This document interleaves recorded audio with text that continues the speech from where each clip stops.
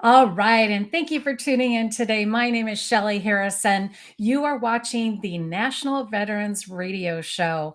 And on this show, every Friday, we are talking with heroes in action. And today we have an extraordinary gentleman, an expeditionist who actually is out there really working hard to help our families and veterans who have fallen. And we'll hear a little bit more from Lou in just a moment here. And we have a second segment, which will be with Gary Broman, and he has some great information to share on military transitions. So we'll get into that during the second segment. But I just wanted to mention we have our wonderful crew behind the scenes and also our executive director, Joseph Molina of the National Veterans Chamber of Commerce and the radio show. And we also have Jimmy O'Dong, who's not with us today. He's usually producing the show behind the scenes. And we have my co-host, who is Dolly Rivera. And Dolly, I want to give you a shout out there. You'll see Dolly or me on Fridays where we're interviewing some amazing people. And like I had mentioned on this show, we talk with heroes in action, doing wonderful things in their community. And I would like to make sure that you subscribe to the National Veterans Radio Show through YouTube, and that way you can catch all of our shows. Again, we share a lot of wonderful information with our guests, and you're going to definitely learn some things that will help our veterans transition, different things and topics that we cover that are really important for military and veterans, retired veterans, and those that family members too. So hit that subscribe button and make sure that you ask any questions live, because we are live. And I want to introduce our first guest, and his name is Lou Sapienza. And he is the CEO and co-founder of Fallen American Veterans Foundation, Incorporated. Honor the promise, leave no one behind. And it's a 501c3 nonprofit charitable foundation. And he spearheads the mission. It's a 2023 the mission, the Greenland Search and Recovery of World War II USCG Lieutenant John Pritchard, Radio Man First Class Benjamin Bottoms, and Corporal Lauren Howarth. And again, this is incredible work through the Fallen American Veterans Foundation. And I would like to welcome Lou onto the show.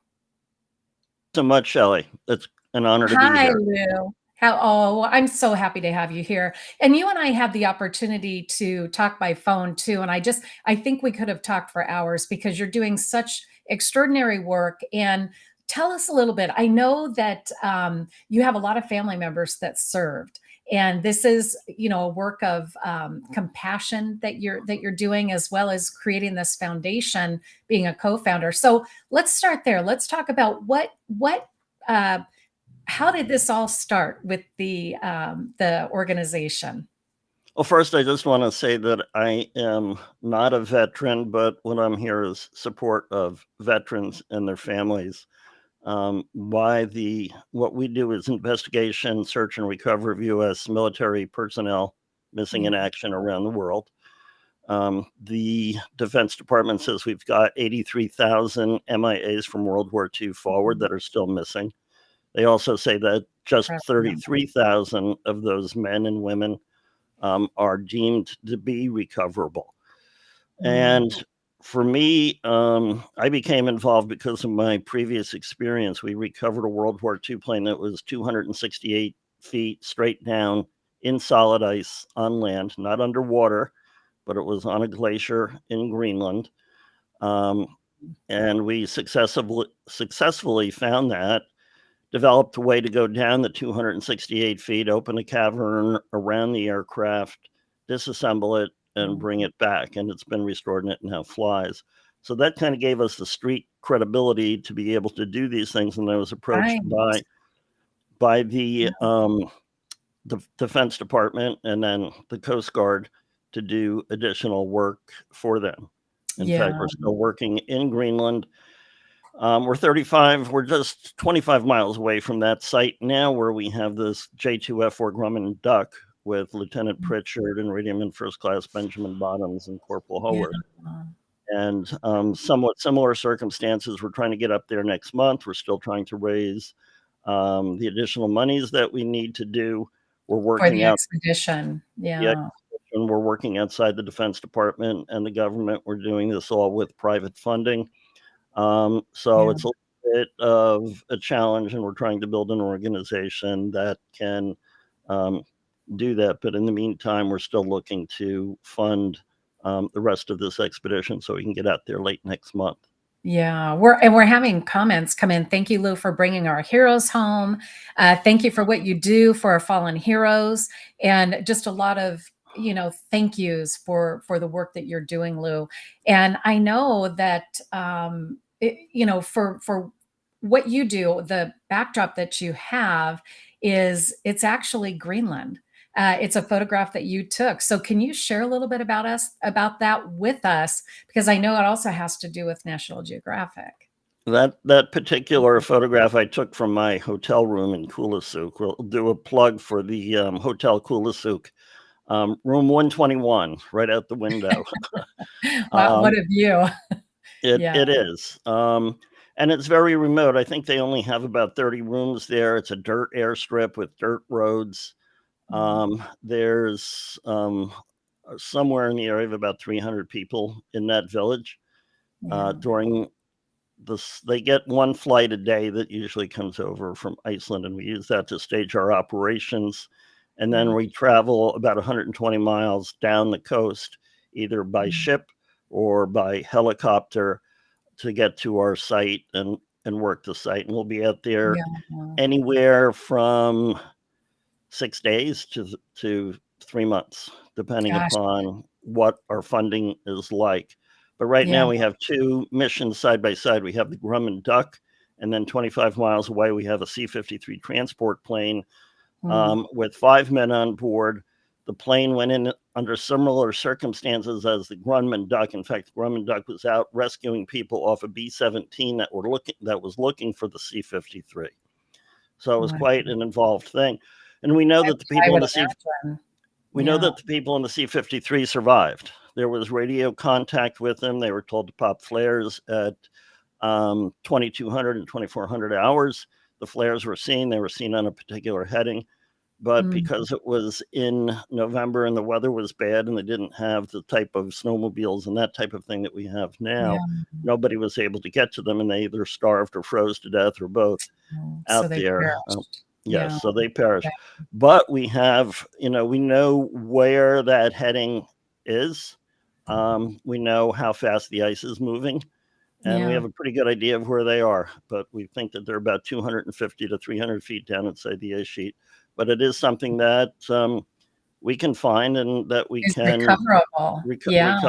recover from. So Right. while we're out there doing a reconnaissance this year, we'll also place 3 satellite trackers out on the headings that the flares were seen, Yeah. and those satellite trackers report to a website every 12 hours and show a GPS position for it, so we know the direction and we know the velocity, and then we can do certain predictions from that. And our predictions have been pretty good based upon that, because NASA has actually went and did the projections by a different method, and they came up with the same exact results that we have. Gosh, that's So pretty high tech, and I would imagine, for something like that, I mean, in frigid, temperatures, it's probably a little bit harder, to knowing that, that you can recover what's still there. I mean, what goes through your mind, when you're on in the boat, ready to, get the expedition on track? I mean, what goes through your mind when you start, doing the actions to recover? Well, usually we've been doing most of the operations by air. We usually fly Mhm. over military C-130 this time. We'll probably fly over commercial air and then take about 120 miles down. But it's Mm. like, it's just you want to make sure you have all your gear, all your personnel are okay, Sure. that you have that you're properly equipped. These things, we prepare for them months and months in advance. We've done so many of them, we're pretty good at it. We've got big long checklists that are checked, Yeah, triple safety, checked. a lot of Yes, yeah, safety. I mean, a lot of us can relate to this now, I think because of, the sub that went down where, the sure, 5 people perished and all of the, the search and rescue that were sure. involved in that. I couldn't even imagine, and knowing that at the end, you're going to be able to really put an end to, to the story and bring these, fallen heroes home. And I think the work that you're doing, it is extraordinary. And how can people support your cause? I mean, what can people do to reach out? I know we talked a little bit about volunteering, and let's kind of start there. Well, we do need people. The we have a certain amount of expertise. We have great expertise on this. We Yeah. have the support of the National Science Foundation. I've been able to get the cooperation of the Danish government, the Joint Arctic Command, up in Greenland, who will give us C-130 support, will give us icebreaker support, and that type of thing. But Yeah. so really what we need to do is get the word out so that we can get the funding. It really all boils down to having the money to be able to pull this off. Right Right. now, no one in my organization is paid. I've been doing this since 2008 Gosh. without pay. So all the money goes towards the expeditions. I mean, Wow. we need to buy new sat phones. They're I'm 1,500 sure a lot of $2,200 per kind of thing. What we're trying to do is get to our goal this year of yeah. 47. We have a remaining amount of $47,000 that we Wow. need Wow. to come up with. Our And boat and up. yeah. Oh, I Go was ahead. just gonna say that we have a question coming in, and we have about 30 seconds left, Lou. Okay. What is the cost? Somebody's asking, what's the cost of one expedition? Depends upon what the goal of the mission is. It can be anywhere from about $85,000 to Yeah. $750,000. Yeah, I would Um, imagine it's based on the equipment that's needed, the manpower, woman power, whatever those costs are, I would imagine. But wow, that is quite a bit yeah, of just to money. place the 3 satellite trackers out there for the C-53 Yeah. is in the area of about $30,000. Gosh. So, Wow. but like I Wow. said, we're trying to, raise the last $47,000 that we need for this particular mission in Yeah. August. Right now, it's too dangerous to go out there. I just spoke with our boat operator. There's too much sea ice. There's too much Oh, fog.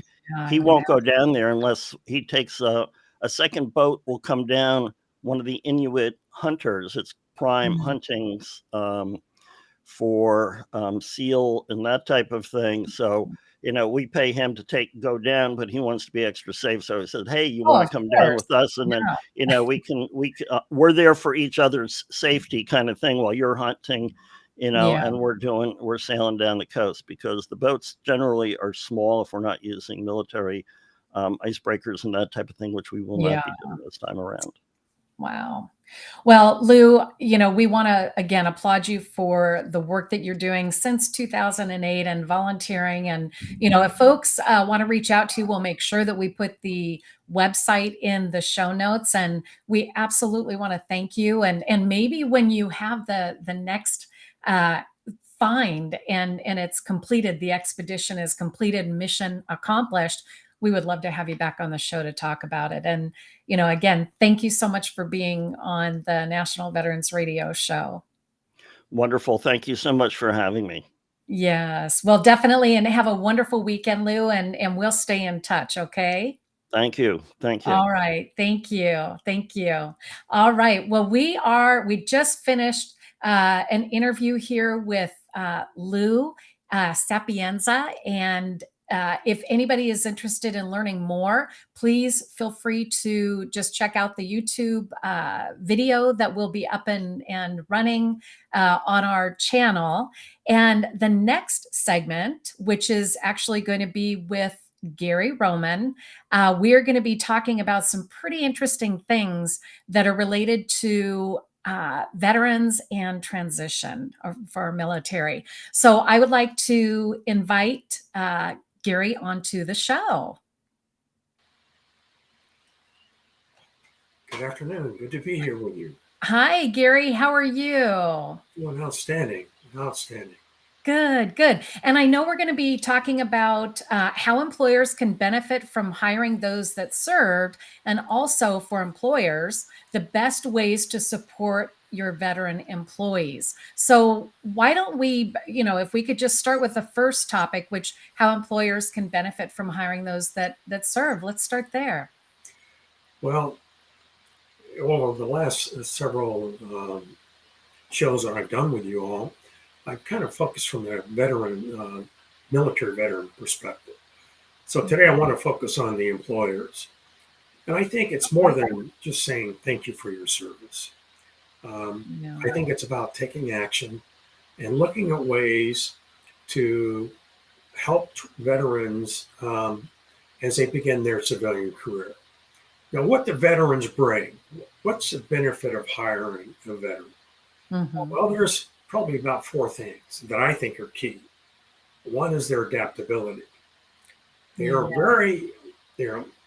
have to adapt to all types of situations, high pressure type situations, mm-hmm. Very foreign type situations. And so they have to have the ability to adapt and continue the mission. I think the other thing that makes them extremely valuable is teamwork. They have a thirst for camaraderie. That's what makes our armed forces so special and very unique. Mm-hmm. The way they're able to work together and as continue to work together under difficult situations or high pressured situations. And they're accustomed to putting the needs above their needs. Mm-hmm. And so I think that's very unique too. And the two last things, one is leadership. Mm-hmm. They're accustomed to providing leadership to small teams, to large teams, managing complex projects. Just think about some of the missions we have around the globe. A lot of it has to be planned with precision in order for the mission to be successful. So they're very good leaders. And the last thing I would say is their attention to detail. They have such pride in their work and the outcome of the mission. And so therefore they know how important it is to pay special attention to the details that can make a big difference. Now you take those four things: adaptability, teamwork, leadership, and attention to detail. Mm-hmm.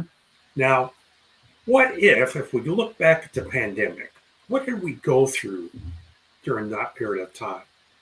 Well, I've never seen the streets in San Diego, or where I live in Encinitas, so vacant. No cars. It was amazing, and it was kind of very scary. It was very scary. It was almost like an apocalypse, or I don't know. But I get the idea. Yeah. It's very like apocalypse. And then the other thing is employers, had to stay home. Yeah. And leaders had to stay home as well. And so when we started recovering, leaders, didn't know how to lead effectively from a remote type situation. Mm-hmm. Employees did not know how to work remotely. And as a result, production went down. So, I believe very sincerely that veterans in leadership roles or during that time could have made a difference in how companies will be able to be more successful at a time when everything was so uncertain. Yeah. And yeah, and I think, you know, the way that you're helping our, you know, those that are in transition. Let's talk about that a little bit, because I know that you do a lot of workshops, and this is some of the information that you cover. But the workshops that you run, Gary, let's talk about that for a moment, and then we'll kind of continue on with, you know, the rest of the questions. Well, I conduct workshops as an independent contractor to, in essence, help veterans that are transitioning out of the military Hmm. be able to effectively plan their their civilian career. And that, it's a very involved process, a 3-day workshop where we look at skills, we look at how you write about your skills, translating your skills that you Hmm. developed while you've been in the military, how to develop an effective resume that would incorporate those skills, but write them from the perspective of a civilian employer. How Yeah. to interview effectively, how to network effectively. So really, it's A to Z on, how to navigate into a new career. Now, I So, also do that yeah, work very for, comprehensive. excuse me. I said very comprehensive. Yeah, it is. In Yeah. 3 days, that's a lot of work to Yeah. achieve in 3 days time frame. But I think the veterans deserve all the services we can provide them, Oh, they do. rather than just saying thank Absolutely. you for your service. They Yeah. deserve the support of as many organizations as possible to help them through the transition process so that they can indeed be successful in their next career. Oh, I'm in total agreement, and I know we have Joe, who is going to be coming on here in just a moment. So we'll wait for Joe to come on too, because I'm sure he'll have some questions. Uh, and I know, yeah, he's coming on. There we go. Hi, Joe. How you doing, And Shelley? Hey, for Gary. those of oh, hi, Joe, and for those of you just joining us, this is our executive director of the National Veterans Chamber of Commerce, Mr. Joseph Molina. Yeah. Well, thank you for allowing me to come in the show, Shelley.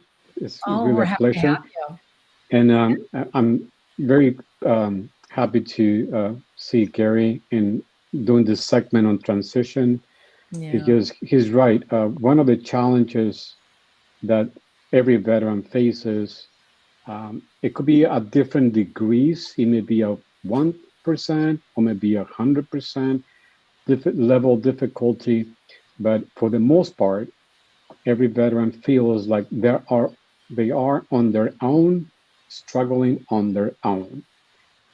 By personal experience, that's the way I felt. But over time, you start thinking and talking to other veterans, and they're like, you start getting the common denominator around. The trend is like we all feel disconnected at some point. So what Gary does is, for me personally and for the chamber, a very important task, and it's something that the military supports. The Labor Department supports Gary on that, and we're very thankful for that, and we're grateful. The other part is the once the veteran transitions out of the military, like Gary's done his job and all that kind of stuff, Mhm. and people get out and through that gate into the regular community. The military doesn't have an extension, as Gary knows, that says, okay, now you're out of the service. Here's a DD 214. You're out. You're done with us. So at that point, bases do not connect anymore because their focus is active duty or transitioning active duty. So that's where all of the rest of us come in, all the Veteran Chamber of Commerce and all the resources that are within our communities. We come in to say, okay, now it's our turn. It's our turn now to provide the additional resources to enhance and emphasize things that they have learned during the transition process. So we're very thankful for the partnership with Gary because Gary is part of that process, part of our process once they get out. So Yeah. Yeah. just to take 2 minutes, 2 seconds on that is Gary has been working with us in partnership to create programs. And so one of the questions about base workshops off base, and that's key because not everyone can go back to the base. Yeah. Many veterans cannot go back to the base. Bases are very tight right now. And so we work with Gary and to other like Ed and other resources to provide off-base training. So the same thing that Gary does on base, we bring Gary off base and different. It's a topic base. So, but I. So when Gary, when you were talking about the employers, have you talked to employers to see what are the challenges or what would they would like to see to hire veterans, and or what the challenges are why they do not hire a veteran in particular? Well, I think there's several. First of all, I'll use the example again of the pandemic. One of the things that really was challenging was the mental health aspect. People that were working from home and trying to manage their careers from home. It's high stress. And we also know, based upon research and surveys, that 75% of veterans have indicated that transition was harder than they expected. The other thing is that approximately 45% of veterans leave their job in their first year. So they're having challenges to adjust. They're having challenges to get acclimated to a different culture. And so these are all, I think, types of things that employers can easily address. The first thing is identify your resources for not only veterans, but all your employees. What like the health and disability issues, or what we call the employee assistance program, financial counseling, but make sure you summarize all your information that's available, all as far as resources are concerned. The other thing I think would consider starting a veteran-focused employee resource group. That is primarily where veterans get together and discuss related circumstances, and seek help from one another and reestablish the camaraderie which they have, in essence, gone away from. I don't know. I mean, every company is different, but I think a lot of cultures can benefit from understanding the need for people to come together to build a stronger, tighter bond or camaraderie to work together. And that's a really good point, Gary, because the from our experience, based on our particular research done through companies and the ones that we work with, they want to hire veterans. They don't know how to do that. 2, they don't know where to find them. 3, they don't know how to communicate. So, as you know, and we talked about this before, the chamber has developed the military onboarding program, which does exactly what you were talking about. It creates a HR liaison certificate program, because when someone comes into a new job placement, they want to know who you know there to make it comfortable for you. So we have identified the HR person as a gatekeeper, and also has the leadership ability and authority to manage things around. The second part is the veteran peer group within the organization. And some companies, you're right, some companies are too focused on the bottom line, but companies that we talk to, they will love to do that and being able to help and receive help with that. So it's crucial that companies understand first the military lingo, the mindset of the veteran, and also for the veteran. It's really the veteran responsibility to understand the employers, because it is on the veteran side to really kind of change also the mindset to meet the criteria of the employers. Right. And quite frankly, Joel, the National Veterans Chamber of Commerce has an ideal model that employers can adopt. And all they have to do, I mean, one thing that would help them in this to help provide more service to veterans is join your chamber and become, involved in some of the special projects and outreach to veterans through the chamber. You're doing an outstanding job in that regard. I'm just proud to be part of it. Well, we're very happy to have you and very honored that you're working with us. Yeah, and do this more and more. We have cities now that are participating on the workshops. We have this, like Temecula, Murrieta, Oceanside, Escondido. I mean, it just keep adding up because they want to be part of it. They just don't know how. So we bring that team mentality, and we bring in you. We bring in, like I said, Ed. Shelly's helping with also working on some projects. Doing some workshops. Absolutely. Yeah. And that's, so, but it's like Lou was saying, it's a team that has the experience and knows what to do. And we're not reinventing the wheel every time. Right. So, it's good. And I know we have a few seconds only. Yeah, we have just less than a minute left for the broadcast. Okay. And is there anything that you'd like to mention, Gary? Last comment that you'd like to make? Yeah. Rather than, veterans do appreciate you when you thank them for their service. Yeah. And I think most of us do it sincerely. But more than thank them for their service, take action. Action would amplifies more than ever the support you want to provide to veterans. So look at your programs, reevaluate, take some actions, and so your veterans can have a very successful career. I love the nation successfully, and they will serve your company successfully if indeed you have the right programs and resources in place. Oh, most definitely. And Gary, thank you so much for sharing today. We really appreciate your segment coming on, the show just to kind of update us, give us information for military, veterans who are transitioning. And we appreciate you and the work that you're doing with the chamber. And that is the end of our broadcast. And I would just like to say, thank you to our guest, Lou, who joined us earlier. And we also want to thank our executive director who came on, Joseph Molina.